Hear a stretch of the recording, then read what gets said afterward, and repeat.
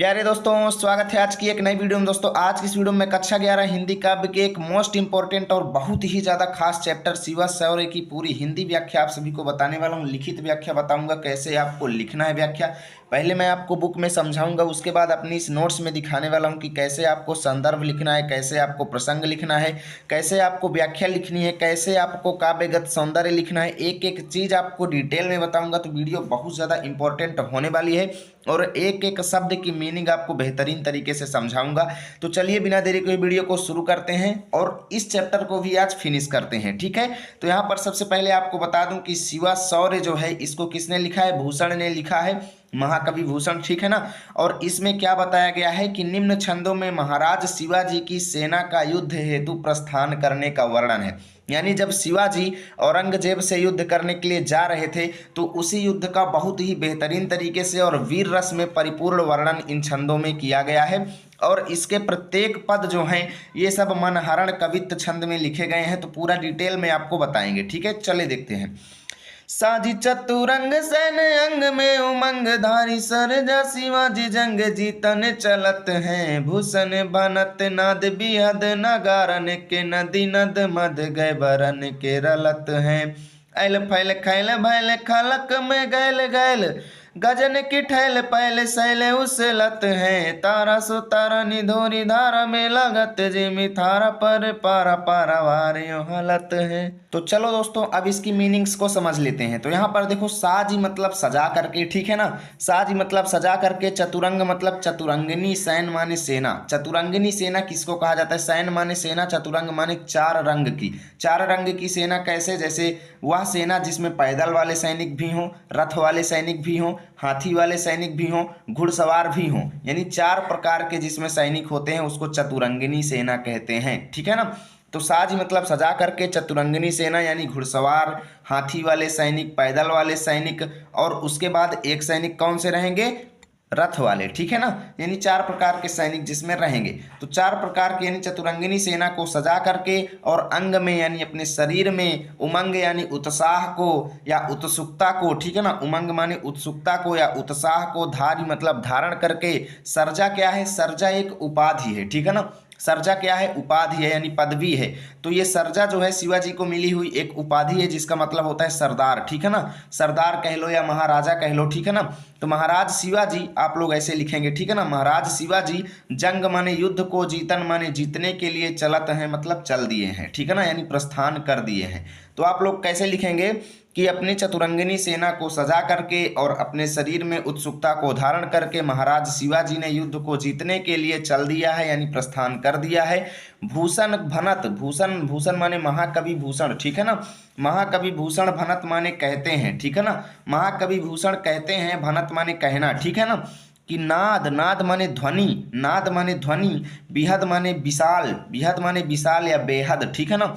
बिहद माने विशाल, नगारन माने नगाड़ों के माने के, ठीक है ना।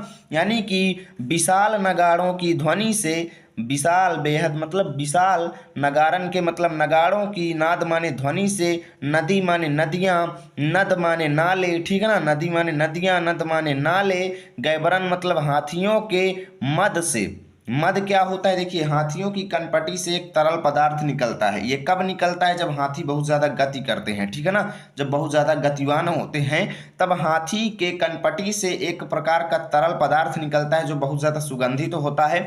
और इसमें होता क्या है कि जब ये पदार्थ निकलता है ना तो भंवरे हाथी के कनपटी के पास क्या होते हैं? भुनभुनाते रहते हैं, यानी इसी तरल पदार्थ को पीने के चक्कर में, ठीक है ना। तभी वहां पर उसकी कनपट्टी के पास बहुत ज्यादा भंवरे होते हैं। खैर अभी यहाँ पर भंवरों से मतलब नहीं है, मद की बात हो रही है, ठीक है ना। यानी कि जब हाथी गति कर रहे थे, गैबरन मतलब हाथियों की गति की वजह से नदी, नाले और मद, मद माने क्या होता है कि हाथियों के कान से निकलने वाले मद में रलत है मतलब बाढ़ आ गई है, ठीक है ना। रलत है मतलब बाढ़ आ गई है। आप लोग कैसे लिखेंगे कि देखिए, भूषण कवि कहते हैं कि बड़े बड़े नगाड़ों की ध्वनि बज रही है, ठीक है ना। बिहद मतलब विशाल, नगाड़न की मतलब नगाड़ों की, नाद माने ध्वनि बज रही है, और हाथियों की गति की वजह से, ठीक है ना, मद जो निकलता है उसके कानों से निकलने वाले मद की वजह से नदी और नालों में रलत है मतलब बाढ़ आ गई है, ठीक है ना। अभी कैसे लिखेंगे पूरा लिखना भी मैं आपको बताऊंगा, ठीक है ना। ऐल फैल, ऐल फैल मतलब इधर उधर फैल जाने से। ऐल फैल मतलब इधर उधर फैल जाने से, किसके, सेना के, यानी सेना के इधर उधर फैल जाने से। खैल भैल, खैल भैल मतलब खलबली मच गई है, खैल भैल मतलब खलबली मच गई है। खलक में मतलब संसार में, गैल गैल मतलब गली गली में, यानी संसार की गली गली में प्रत्येक जगह पर खलबली मच गई है उनकी सेना के चारों तरफ फैलने की वजह से। और गजन की ठैल पैल सैल उछलत है, गजन की मतलब हाथियों की, ठैल पैल मतलब धक्का मुक्की से, ठीक है ना, यानी हाथियों की धक्का मुक्की से सैल माने पर्वत जो है, उछलत मतलब उखड़ने लगे हैं, ठीक है ना। हाथियों की धक्का मुक्की से पर्वत उछल उछल यानी उखड़ने लगे हैं। बात करें दोस्तों तो यहाँ पर अतिशयोक्ति अलंकार भरा पड़ा है, क्योंकि हाथी चाहे जितना मतलब उछल ले, चाहे जितना गति कर ले, तो भाई पर्वतों को इतना ज्यादा उखाड़ नहीं सकता, ठीक है ना। यानी अतिशयोक्ति की गई है, बढ़ा चढ़ा करके वर्णन किया गया है, तो अलंकार तो अतिशयोक्ति भरा पड़ा है, ठीक है। तारा सो तारानी धूरी धारा में लगत जिमी थारा पर पारा पारा वार यूं हालत हैं। कवि क्या कहते हैं कि हाथियों के दौड़ने से, सेनाओं के गति करने से सब जगह धूल की धारा उड़ रही है, यानी सभी जगह धूल उड़ रही है। और इस धूल की धारा के उड़ने की वजह से तरन यानी सूर्य जो है, तारा सो मतलब तारा के समान, लगत माने लग रहा है, जिमी माने जैसा, ठीक है ना। यानी तरन माने जो सूर्य है वो धूल की धारा में तारा के समान लग रहा है, ठीक है ना। और आगे लिखेंगे थारा पर पारा पारा वार यूं हालत है। थारा मतलब थाली पर, थारा मतलब थाली, पर माने पर, पारा क्या होता है, एक प्रकार की द्रवित धातु होती है। ऐसा माना जाता है कि पारा जो है, ये ओरिजिनल बात है कि पारा हमेशा लिक्विड फॉर्म में होता है, ठीक है ना। थर्मामीटर में भी पारा का उपयोग किया जाता है। तो पारा जो है द्रवित धातु है। पारावार माने समुद्र, यो माने इस प्रकार हलत है माने हिल रहा है, यानी कि सेना के गति करने की वजह से समुद्र इस प्रकार हिल रहा है जैसे थाली पर रखा हुआ पारा हिल रहा हो, ठीक है ना। यानी थाली पर रखा हुआ पारा हिल रहा हो, इस प्रकार वहां का समुद्र हिल रहा है, ठीक है ना। तो अब यहाँ से यहाँ तक की व्याख्या कैसे लिखेंगे, वीर रस तो भरा पड़ा है, बाकी अलंकार मैंने भी आपको बता दिया है, अतिशयोक्ति है, ठीक है। तो आप लोग एक तरफ लिखेंगे साजी चतुरंग, दूसरी तरफ यों हालत है, डैश डैश कर देना। संदर्भ में प्रस्तुत पद्यांश हमारी पाठ्य पुस्तक हिंदी के काव्य खंड में संकलित एवं महाकवि भूषण द्वारा रचित शिवा शौर्य नामक पाठ से अवतरित है। प्रसंग में लिखेंगे इस पद में कवि ने वीर शिवाजी का युद्ध जीतने के लिए चलने का वर्णन है, ठीक है। व्याख्या देख लो। महाकवि भूषण कहते हैं कि महाराज शिवाजी अपनी चतुरंगिनी सेना, जिसमें रथ, हाथी, घोड़े एवं पैदल सैनिक शामिल थे, को सजाकर एवं अपने शरीर में उत्सुकता धारण करके युद्ध जीतने के लिए प्रस्थान कर दिए हैं। कवि भूषण कहते हैं कि विशाल नगाड़ों की ध्वनि से नदियों, नालों और हाथियों के कनपटी से निकलने वाले तरल द्रवों अर्थात मद में बाढ़ आ गई है। सेना के इधर उधर फैलने से संसार की प्रत्येक गली में खलबली मच गई है और हाथियों की धक्का मुक्की से बड़े बड़े पर्वत उखड़ने लगे हैं। सेना की दौड़ से चारों तरफ धूल उड़ रही है, जिससे सूर्य तारा के समान प्रतीत होने लगा है। और विशाल समुद्र इस प्रकार हिल रहा है जैसे थाली पर रखा हुआ पारा यानी तरल धातु हिल रही हो, ठीक है। इतना आपको लिखना है। काव्य सौंदर्य देख लो, भाषा ब्रज रहेगी, रस वीर रस रहेगा, गुण ओज रहेगा, छंद मनहरण कवित्व और अलंकार अतिशयोक्ति एवं अनुप्रास भरा पड़ा है, ठीक है। चलो चलते हैं अगले पद पर। बाने फहराने घहराने घंटा गजन के नाही ठहराने रामे राने देश देश के नग भैराने ग्राम नगर पराने सुनी बाजते निशाने शिवे राज जू नरेश के हाथीने के हौदाओं के साने कुंभ कुंजने के भवने को भजाने अली छोटे लटकेश के दल के दरारन ते कमठ करारे फूटे केरा के से पाते भीराने फन शेष के, केरा के से पाते भीराने फन शेष के। समझना बहुत ज़्यादा इंपॉर्टेंट और वीर रस से परिपूर्ण है। देखो यहाँ पर कवि क्या कहते हैं कि बाने माने ध्वजा या झंडा, ठीक है ना।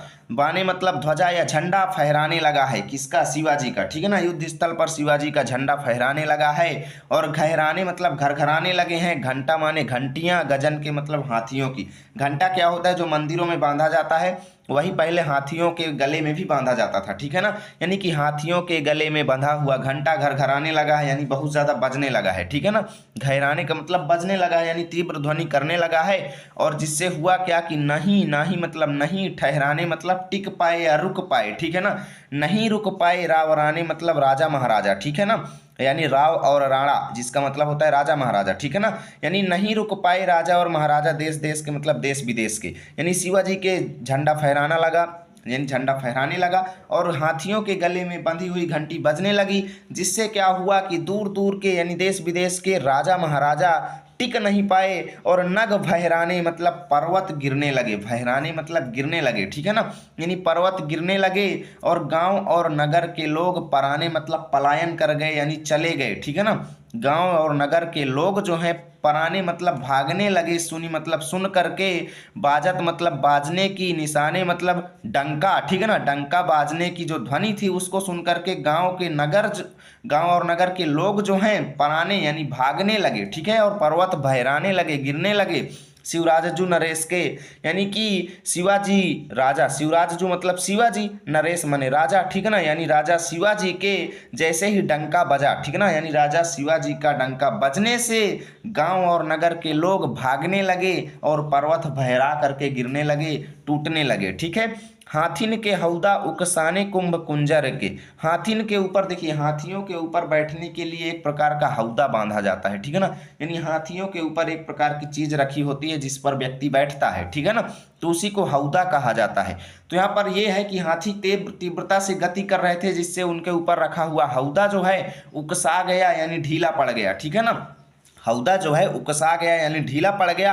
और कुंभ कुंजर के, कुंजर माने भी हाथी होता है, और हाथियों के कुंभ स्थल का, ठीक है ना, कुंभ स्थल के, कुंजर माने हाथियों के, कुंभ स्थल, कुंभ स्थल किसको कहा जाता है, कनपटी, ठीक है ना, कुंभ मतलब कनपटी यानी हाथियों के कनपटी जहां से मद निकलता है, ठीक है ना, यानी हाथियों की कनपटी के पास के जो अली थे, जो भंवरे थे, भजाने मतलब भागने लगे, भवन को मतलब घर की ओर, ठीक है ना, यानी वो भंवरे क्या कर रहे थे, हाथियों के कानों से निकलने वाला जो क्या था, मद था, उसको पी रहे थे, ठीक है ना, तो उनकी गति को देख करके वो भी भवन को मतलब घर की ओर भजाने मतलब भागने लगे, अली माने भंवरे, हाथियों के कनपटी के पास के जो भंवरे थे वो भी घर की ओर भागने लगे, और उसको देखकर ऐसा लग रहा था जैसे छूटे मतलब छूटे हुए केस के मतलब बालों की लट यानी समूह जो है दिख रही हो, यानी जैसे ही हाथियों जब भंवरे जो है एक लाइन से जा रहे थे तो उसको देखकर ऐसा लग रहा था जैसे बालों की लट जो है झूल रही हो, छूटे हुए बालों की, ठीक है ना, जैसे खुले हुए बाल जो हैं झूलते हैं उसी प्रकार वो भंवरों का समूह उस समय लग रहा था, ठीक है ना।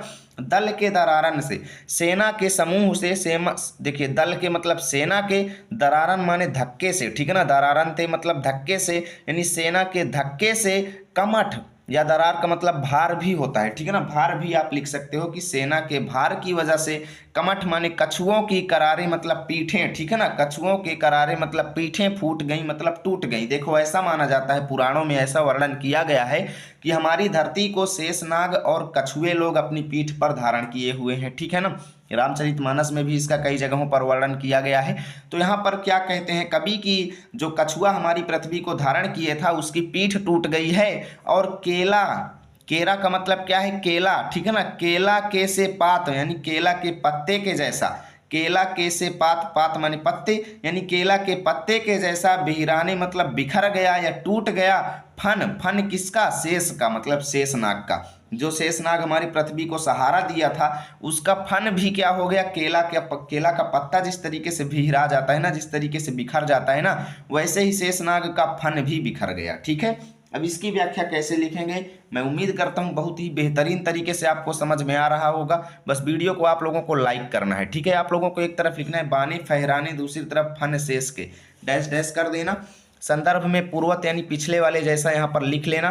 प्रसंग में लिखेंगे इस पद्यांश में शिवाजी के पराक्रम का वर्णन किया गया है। व्याख्या में लिखेंगे महाकवि भूषण जी कहते हैं कि युद्ध स्थल में शिवाजी के झंडे फहराने लगे और हाथियों के गले में पहनाए गए घंटे बजने लगे, ठीक है। शिवाजी के प्रताप को देखकर अलग अलग देशों के राजा और महाराजा उनके सामने टिक नहीं सके। शिवाजी की सेना के प्रस्थान से पर्वत टूट गए और गांव तथा नगर के लोग शिवाजी के नगाड़ों की ध्वनि सुनकर इधर उधर प्रस्थान करने लगे।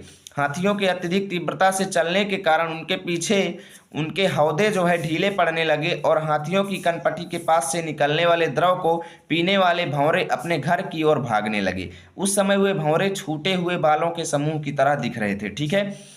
शिवाजी की सेना के भार से पृथ्वी को धारण करने वाले कछुए की कठोर पीठ टूट गई और शेषनाग के फन केले के पत्ते के समान फट गए, ठीक है। काव्यगत सौंदर्य देख लो, भाषा ब्रज, रस वीर रस है, भयानक रस है, छंद में मनहरण कवित्व, अलंकार उपमा अतिशयोक्ति अनुप्रास, गुण ओज भरा पड़ा है, ठीक है। चलो देखते हैं अगले पद को। छूटत कमान बाने बंदुगानुकों के बाने, मुश्किल होते मुरझाना हूँ की ओट में। ताही समय शिवराज हुक्म के हल्ला कियो, दावा बांधी द्वेषिन पे बीरन ले जोट में। भूषण भनत तेरी हिम्मती, कहाँ लो कहो कीमती, यहाँ लगी है जाकी भट्ट जोट में। ताव दे दे मूछन कंगूरन पे पाँव दे दे, घाव दे दे अरी मुख्य कूदी पर कोट में। वो नेक्स्ट पेज पे है, अभी बताएंगे, ठीक है ना। पहले इसको इतने का बता देते हैं, ठीक है। देखो, छूटत मतलब छूट रहे हैं, यानी वर्षा हो रही है। छूटत मतलब छूट रहे हैं। कमान, कमान माने धनुष, बाण माने बाण, यानी धनुष बाणों की वर्षा हो रही है। बंदूकरू माने बंदूकों से प्रहार किया जा रहा है। कोक बाण क्या है? कोक बाण भी एक प्रकार का बाण है, जिसमें होता क्या है कि जैसे ही प्रहार किया जाता है तो बहुत तेजी से आवाज निकलती है, ठीक है ना। तो कोक बाण उसी को कहा जाता है, आवाज करने वाले बाण को, ठीक है ना। यानी कि धनुष बाण से, बंदूकों से और कोक बाण से लगातार वर्षा की जा रही है। किसकी? बाणों की, ठीक है ना। यानी लगातार प्रहार किया जा रहा है और इस समय मुश्किल हो रहा है। मुश्किल होत माने मुश्किल हो रहा था। मूर्छानहु की ओट में, ओट माने आड़ में, ठीक है ना। मोर्चा, मूर्छानहु का मतलब क्या होता है? मोर्चा। मोर्चा क्या होता है? जैसे युद्ध होता है ना, तो क्या होता है कि सेना लोग क्या करते हैं कि कोई ना कोई आड़ बना लेते हैं, ठीक है ना, अपनी सुरक्षा के लिए। उसी को क्या कहा जाता है? मोर्चा कहा जाता है, ठीक है ना। उसको क्या कहा जाता है? मोर्चा कहा जाता है।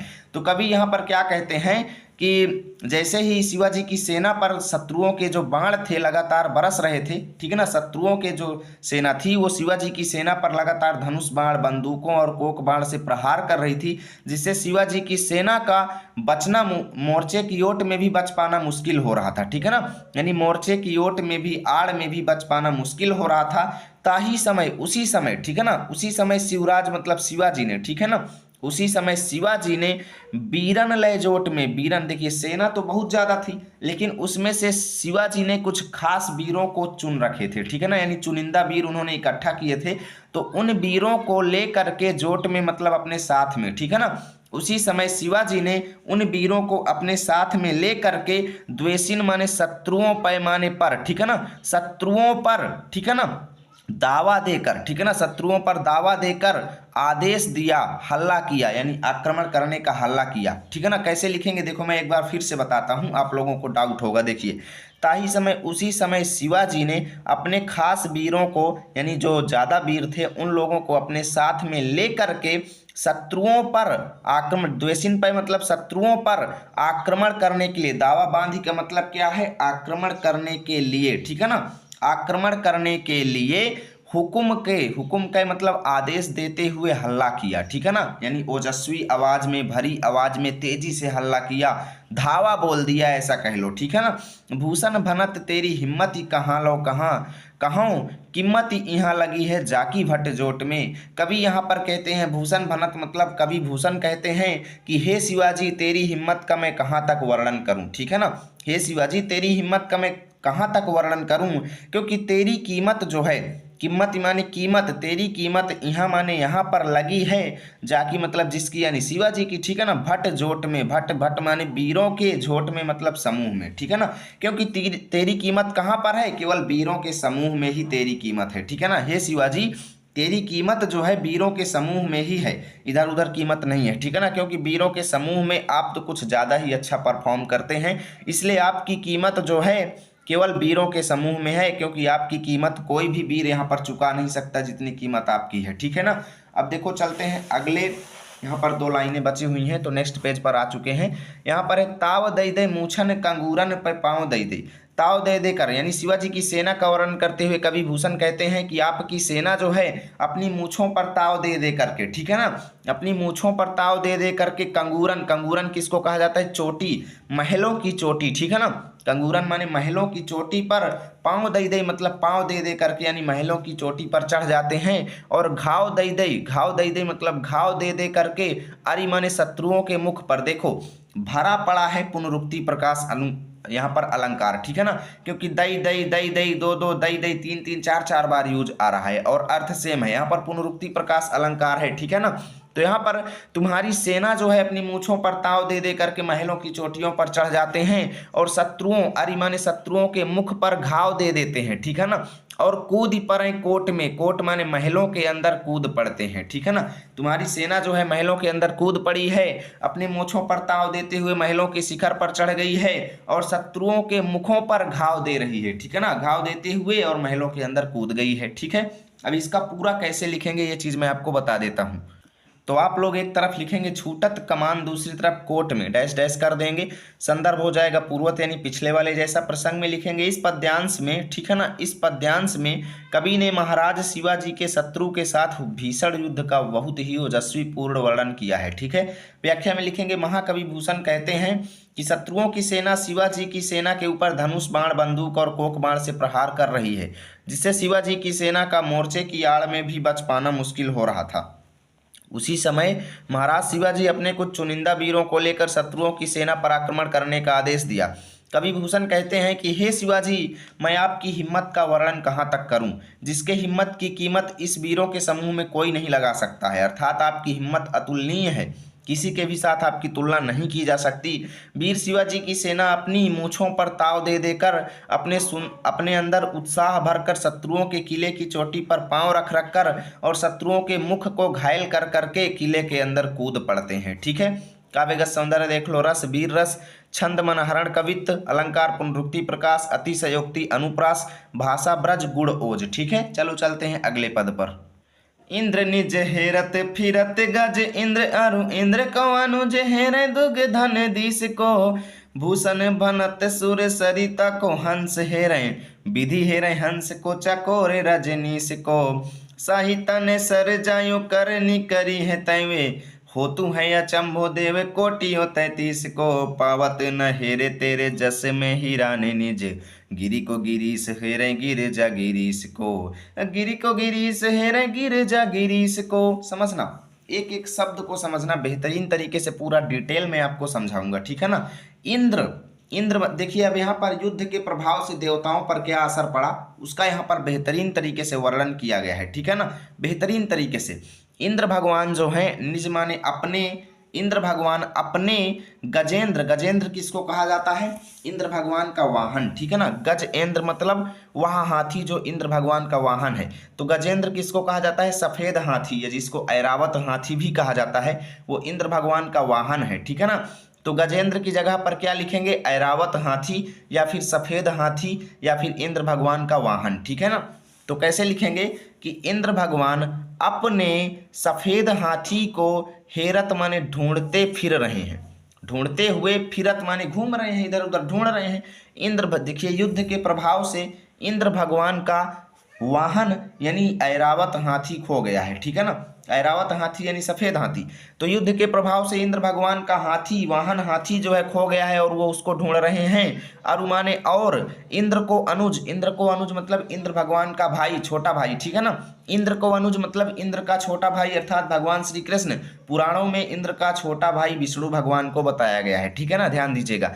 तो इंद्र का छोटा भाई अर्थात भगवान विष्णु जो है हेरे मतलब ढूंढ रहे हैं दुग्धन दिश को, दुग्धन दिश मतलब क्षीर सागर को, ठीक है ना। क्षीर सागर किसको माना जाता है, क्षीर सागर कैलाश पर्वत के नीचे जो है बसा हुआ एक झील है, मानसरोवर झील को ही यहाँ पर क्षीर सागर माना जाता है, ठीक है ना। पुराणों में, विष्णु पुराण में खासकर ये बताया गया है कि कैलाश पर्वत के नीचे एक झील है जिसका नाम मानसरोवर है और उसी झील को क्षीर सागर कहा जाता है और उसी में बैकुंठ स्थल पर भगवान विष्णु रहते हैं, ठीक है ना। कौन रहते हैं, भगवान विष्णु क्षीर सागर में ही निवास करते हैं और इसलिए भगवान विष्णु जो है क्षीर सागर को हेरे मतलब ढूंढ रहे हैं। और भूषण बनत, और महाकवि भूषण कहते हैं कि सुरसरिता, सुरसरिता का मतलब तो गंगा होता है, जाह्नवी होता है, भगीरथी होता है, लेकिन यहाँ पर सुरसरिता का मतलब आप लोग क्या लेंगे, मानसरोवर झील, ठीक है ना। अब मानसरोवर झील का मतलब क्या है, क्षीर सागर, ठीक है ना, अभी मैंने आपको यहाँ पर बताया। यानी कि दुग्धन दिश और सुरसरिता का आप लोग यहाँ पर सेम अर्थ लेंगे, ठीक है ना। महाकवि भूषण कहते हैं कि सुरसरिता यानी क्षीर सागर को हंस ढूंढ रहे हैं। ऐसा बताया जाता है कि मानसरोवर झील में हंस बहुत ज्यादा पाए जाते हैं, ठीक है ना। तो हंस जो हैं क्षीर सागर को ढूंढ रहे हैं और विधि हेरे हंस को चकोर रजनीश को, और ब्रह्मा जी जो हैं, विधि माने ब्रह्मा जी, हेरे मतलब ढूंढ रहे हैं हंस को, ब्रह्मा जी हंस को ढूंढ रहे हैं। और चकोर एक प्रकार का पक्षी होता है जो चंद्रमा से प्रेम करता है, ठीक है ना, चंद्रमा का बहुत प्रेमी होता है, रात में ये चंद्रमा को देखता रहता है, ठीक है ना। तो कहते हैं कि चकोर पक्षी जो है रजनीश यानी चंद्रमा को ढूंढ रहा है, ठीक है ना। ब्रह्मा जी जो है वो हंस को ढूंढ रहे हैं और चकोर पक्षी जो है वो चंद्रमा को ढूंढ रहा है। और शाही तनय का मतलब क्या है? तो शाही का मतलब क्या है दोस्तों? शिवाजी के पिता का नाम था शाही जी भोसले, ठीक है ना। क्या नाम था? शाही जी भोसले। तो शाही तनय मतलब शाही के पुत्र। तनय माने क्या होता है? पुत्र। तनया माने पुत्री, आप लोग जानते होंगे, ठीक है ना। तनया माने पुत्री, तनय माने पुत्र। तो शाही तनय मतलब शाही यानी महाराज शाही के पुत्र। तो शाही के पुत्र कौन थे? शिवाजी, क्योंकि शिवाजी के पिता का नाम था शाही जी भोसले। तो शाही के पुत्र अर्थात शिवाजी, सरजा माने महाराज यानी महाराज। यहाँ पर भूषण कवि क्या कहते हैं कि हे महाराज शिवाजी, हे महाराज शिवाजी, यों करनी करी है तैवे। तैवे मतलब आपने, ठीक है ना। आपने, यों माने जो, करनी करी है आपने जो काम किया है, ठीक है ना। आपने ऐसा काम किया है कि हो तू है अचंभो। अचंभो मतलब आश्चर्य, हो तू है मतलब हो रहा है। ध्यान से एक बार फिर से देखना। शाही तनय मतलब शाही जी भोसले का पुत्र अर्थात भगवान शिवाजी यानी शिवाजी, ठीक है ना, वीर शिवाजी।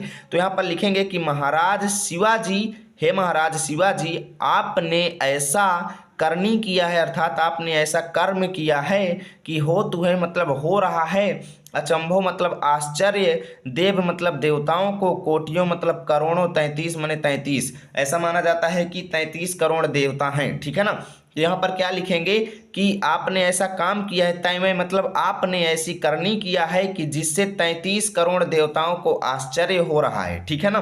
क्योंकि पावत न हेरे तेरे जस में हिराने निज, कि आपके यश में, ठीक है ना।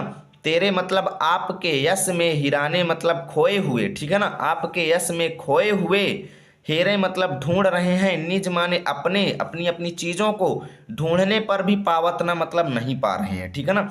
क्योंकि आपके यश के प्रभाव से वो सब खो गए हैं और वो सब खो जाने की वजह से वो पावत ना हेरे मतलब ढूंढने पर भी नहीं पा रहे हैं, निज माने अपनी चीज़ों को, ठीक है ना। वो आपके यश के प्रभाव की वजह से हेरा गए हैं अर्थात खो गए हैं, ठीक है ना।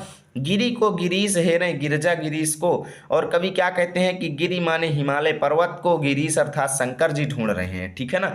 हेरे मतलब ढूंढ रहे हैं यानी हिमालय पर्वत को शंकर जी ढूंढ रहे हैं। और गिरजा माने पार्वती जी ढूंढ रही हैं गिरीश को यानी शंकर जी को, ठीक है ना। देखो हिमालय पर्वत को शंकर जी ढूंढ रहे हैं और गिरजा माने पार्वती जो हैं वो गिरीश को ढूंढ रही हैं यानी शंकर जी को ढूंढ रही हैं, ठीक है ना। तो अब पूरे की व्याख्या कैसे लिखेंगे चलो बताते हैं। आप लोग एक तरफ लिखेंगे इंद्र निज, दूसरी तरफ गिरीश को, ठीक है, डैश डैश कर देना संदर्भ पूर्वत यानी पिछले वाले जैसा। प्रसंग में लिखेंगे इस पद्यांश में कवि ने शिवाजी के यश का वर्णन करते हुए बताया है कि शिवाजी के यश के प्रकाश में सभी की अपनी वस्तुएं खो गई हैं, ठीक है। व्याख्या में देख लीजिए कैसे लिखेंगे, मैं आपको डिटेल में पूरा बता रहा हूँ, ठीक है ना। व्याख्या में लिखेंगे प्रस्तुत पद्यांश में कवि कहते हैं कि इंद्र अपने वाहन अर्थात सफेद हाथी को ढूंढ रहे हैं और इंद्र के छोटे भाई विष्णु क्षीर सागर को खोज रहे हैं, ठीक है ना। महाकवि भूषण कहते हैं कि मानसरोवर को हंस खोज रहे हैं और ब्रह्मा जी हंस को खोज रहे हैं और चकोर पक्षी चांद को खोज रहा है, ठीक है ना। कवि कहते हैं कि हे महाराज शिवाजी, आपने ऐसा काम किया है कि 33 करोड़ देवी देवताओं को आश्चर्य हो रहा है। हे वीर शिवाजी, आपके यश की वजह से सभी की अपनी वस्तुएं खो गई हैं जिसे वह ढूंढने से भी नहीं पा रहे हैं, ठीक है ना। ढूंढने से भी, ठीक है ना, लिख लेना, ढूंढने से भी नहीं पा रहे हैं। बर्फ से ढके हुए कैलाश पर्वत को शिव जी खोज रहे हैं और शिव जी को माता पार्वती खोज रही हैं, ठीक है।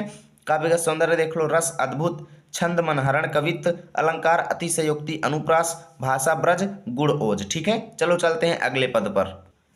हाँ तो देखिए अगला पद है, मैं जानता हूँ कि अभी तक कई कंजूस लोग वीडियो को लाइक नहीं किए होंगे। देखिए ऐसे लोगों को तो क्या कहें, ठीक है ना, क्योंकि इतना ज़्यादा मेहनत कर रहे हैं और इतने पर भी आप लोग लाइक नहीं करते हो। पूरी नोट्स बनाने में कम से कम 4 घंटे लगते हैं, एक एक शब्द की मीनिंग को सर्च करके पूरा लिखना पड़ता है, ठीक है ना। तो प्लीज़ वीडियो को लाइक और शेयर जरूर करें। अगर हमारा वीडियो अच्छा लगता है तो चैनल को भी सब्सक्राइब कर लें ताकि जैसे कोई नई वीडियो अपलोड हो आप सभी को नोटिफिकेशन मिलती रहे, ठीक है ना। तो यहाँ पर देखिएगा 5वां, प्रेतिनी पिसाचरु निसाचर निसाचरी हो, मिली मिली आपुसे में गावत बधाई है। भैरव भूत प्रेत भूरी भूधर भयंकर से जुथे जुथे जोगिनी जमाती जोरी आई है। किलकी के कुतूहल करती काली डिम डिम डमरू दिगंबर बजाई है। शिवा पूछे शिव सो समाज आज कहाँ चली, काहू पे शिवा नरेश भ्रकुटी चढ़ाई है, काहू पे शिवा नरेश भ्रकुटी चढ़ाई है। देखो समझना, प्रेतनी मतलब प्रेतनिया, आप लोग जानते हैं भूत प्रेत, ठीक है ना। तो प्रेतिनियां जो हैं पिशाच, पिशाच पिशाच पिशाच माने पिशाच, अरु माने और, ठीक है ना। ध्यान से देखिएगा। अब यहाँ पर किनको प्रसन्नता हुई है इस युद्ध से, ठीक है ना। जैसे अब देखिए शिवाजी और औरंगजेब का युद्ध हुआ तो उसमें बहुत ज्यादा लाशें उत्पन्न हुई, ठीक है ना। सभी जगह मार काट हुई, खून की धारा बह रही है। तो इससे जो है राक्षसों को प्रसन्नता हुई, क्योंकि उन्हें खाने के लिए भोजन मिल चुका है, ठीक है ना। और उसी का यहाँ पर वर्णन किया गया है। प्रेतिनियां जो हैं, पिशाच जो हैं, और माने और, पिशाच माने भी राक्षस होता है, ठीक है ना। ये सब पिशाच, निशाचर, निशाचरी, दानव, ठीक है ना, ये सब क्या है, रात्रिचर हो गया, ये सब राक्षसों की पर्यायवाची होती है। तो आप लोग लिखेंगे प्रीतनिया, प्रेतनिया और पिशाच, अरु माने और, निशाचर माने राक्षस, निशाचरी माने राक्षसनिया, हूँ माने हैं, ठीक है ना। ये सभी मिली मिली मतलब मिल करके आपस में, गावत मतलब गा रही हैं, बधाई है मतलब बधाई है, यानी मंगल के गीत गा रही हैं, बधाई गा रही हैं, क्योंकि इन्हें प्रसन्नता हुई, खाने के लिए भोजन मिल गया, ठीक है ना। भैरव, भैरव और भूत प्रेत, ठीक है ना। भैरव आप लोग जानते हैं मांसाहारी थे, ठीक है ना। वैष्णो माता पिक्चर में आप लोग देखे होंगे, ठीक है ना। भैरव और भूत प्रेत, भूरी मतलब विशाल, भूधर माने पहाड़ के समान भयंकर, ठीक है ना। यानी विशाल पर्वत के समान बड़े बड़े भूत प्रेत, भयंकर यानी विशाल पर्वत के समान भयंकर भूत प्रेत, जुथ जुथ मतलब झुंड के झुंड, ठीक है ना। जुथ जुथ मतलब झुंड के झुंड, जोगिनी मतलब जोगिनियां, झुंड के झुंड, ठीक है ना। जुथ जुथ मतलब जोगिनियां, जमात तिजोरी आई हैं, जमात तिजोरी मतलब इकट्ठा हुई हैं, ठीक है ना। जमात तिजोरी मतलब समूह बना करके आई हैं, ठीक है ना। जुथ जुथ जोगिनियां जमात तिजोरी आई हैं, यानी कि जुथ जुथ मतलब समूह के समूह जोगिनियां जो हैं झुंड बना करके आई हुई हैं, इकट्ठा हुई हैं। और किलक किलक के कुतूहल करती काली, और काली माता जो हैं किलक किलक करके यानी किलकारी करते हुए, कौतूहल करते हुए यानी शोर मचाते हुए काली माता भी प्रसन्न हैं। और डिम डिम यानी डमडम करते हुए दिगंबर अर्थात शंकर जी ने भी डमरू बजाया है, ठीक है ना। यानी डमडम करते हुए भगवान शंकर ने भी डमरू बजाया है। और शिवा पूछे शिव सो, शिवा माने पार्वती जी पूछ रही हैं, शिव सो मतलब भगवान शंकर से, पार्वती जी शंकर जी से पूछ रही हैं कि आपकी समाज आज कहाँ जा रही है, क्योंकि शिव जी के समाज में कैसे थे, बिच्छू, गोजर, सांप, किरवा, बिच्छी, ठीक है ना, सब लोग थे। तो यहाँ पर कहते हैं पार्वती जी आप शिव जी से पूछती हैं कि हे प्रभु आज समाज कहाँ जा रही है। काहू पे शिवा नरेश भ्रकुटी चढ़ाई है, क्या ऐसा हुआ है कि काहू पे मतलब किसी पर, शिवा नरेश यानी शिवाजी ने, राजा शिवाजी ने, ठीक ना। नरेश मतलब राजा, शिवा मतलब शिवाजी ने, क्या ऐसा हुआ है कि किसी पर राजा शिवाजी ने भ्रकुटी मतलब भौहें चढ़ाई है, मतलब चढ़ा दिया है। भौहें चढ़ाना का मतलब ये है कि क्रोधित तो हुए हैं, ठीक है ना। अर्थात क्या कहीं ऐसा तो नहीं हो गया कि शिवाजी ने किसी के ऊपर भौहें चढ़ा दिया है, अर्थात किसी पर क्रोधित तो हो गए हैं और इसीलिए इन सबको प्रसन्नता हो रही है, ठीक है ना। ऐसा पार्वती जी उनसे शंकर जी से कह रही हैं, ठीक है। तो अब पूरे का अर्थ कैसे लिखेंगे चलो बताते हैं। तो आप लोग एक तरफ लिखेंगे प्रेतनी पिशाचरु, दूसरी तरफ चढ़ाई है, ठीक है। डैश डैश संदर्भ पूर्वक प्रसंग में लिखेंगे इस पद्यांश में कवि ने शिवाजी के द्वारा किए गए नरसंहार से भूत प्रेत आदि को हुई प्रसन्नता का वर्णन किया है। व्याख्या में लिखेंगे प्रस्तुत पद्यांश में महाकवि भूषण जी कहते हैं कि शिवाजी द्वारा किए गए नरसंहार की वजह से प्रेतनियों, पिशाच, राक्षस और राक्षसनियों को प्रसन्नता हुई और वह आपस में मिलकर बधाई गीत गा रहे हैं, क्योंकि उन्हें खाने के लिए पर्याप्त सामग्री मिल गई है, ठीक है ना। भैरव और पर्वत के समान विशाल भूत प्रेत और योगिनियां झुंड के झुंड दल बनाकर एकत्रित हुए हैं। युद्ध में हुए भीषण नरसंहार को देखकर काली माता हर्ष सूचक किलकारियां करके कौतूहल करते हुए क्रीड़ा कर रही हैं और शंकर डम डम की आवाज करते हुए डमरू बजा रहे हैं। इस दृश्य को देखकर पार्वती जी शंकर जी से पूछती हैं कि आज यह संपूर्ण समाज कहाँ चला जा रहा है। क्या आज शिवाजी ने किसी राजा की ओर भौहें चढ़ा दिया है, अर्थात क्रोध किया है, ठीक है। काव्य का सौंदर्य देख लो। रस भयानक बीभत्स, छंद मनहरण, कवित्व अलंकार, अतिशयोक्ति, भाषा ब्रज, गुण ओज, ठीक है ना। आप सभी को इसकी पीडीएफ चाहिए तो टेलीग्राम पर जाना है, लर्न विथ आरपी लिखना है, हमारा चैनल आएगा, उसको आप लोगों को ज्वाइन कर लेना है, ठीक है ना। वहाँ पर इसकी पीडीएफ मिल जाएगी। और वीडियो अच्छा लगा है तो भाई लाइक शेयर करना तो आप सभी का धर्म है, इसमें कंजूसी आप लोग सभी लोग बिल्कुल भी नहीं करेंगे, ठीक है ना। मिलेंगे आपके साथ अगले वीडियो में, तब तक के लिए जय हिंद जय भारत।